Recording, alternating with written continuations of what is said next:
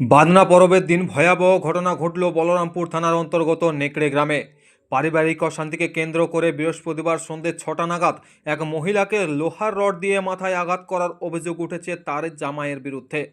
গুরুতর জখম ওই মহিলার নাম আলো শহীদ।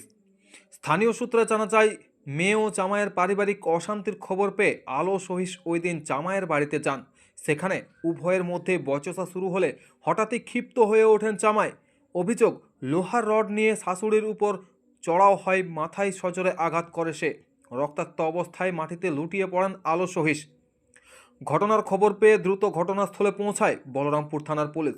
আহত মহিলাকে উদ্ধার করে প্রথমে বলরামপুর বাঁশগড় হাসপাতালে নিয়ে যাওয়া হয়। সেখানে প্রাথমিক চিকিৎসার পর অবস্থার অবনতি হওয়ায় তাকে পুরুলিয়া গভর্নমেন্ট মেডিকেল কলেজ ও হাসপাতালে স্থানান্তরের পরামর্শ দেন চিকিৎসকেরা।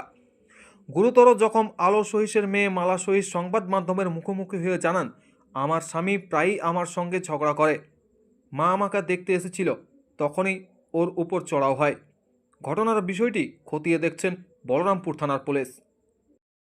কি জন্য এরকম আমাকে খাতে দিয়ে কারিকের থেকে যখন আমি আমার মাকে ডাকিয়েছিলি বলে বুঝাইনি, এক পেট ঢুকে নিয়ে ভুজালি পার করে আমাকে আমার মামুকে দেবে রোগ দেয়, তখন আমার মাকে পাইছে, আমার মাকে মারিয়ে দিয়েছে। কি নাম আপনার স্বামী? আমার স্বামীর নাম বিভীষণ শহীদ, নেকড়ে।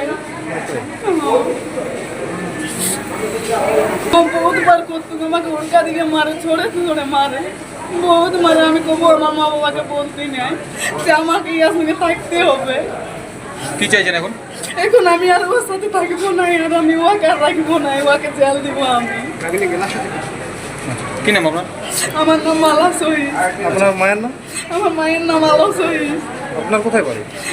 আমার নেকড়ে, আর আমার মায়ের নাম কুয়ানি।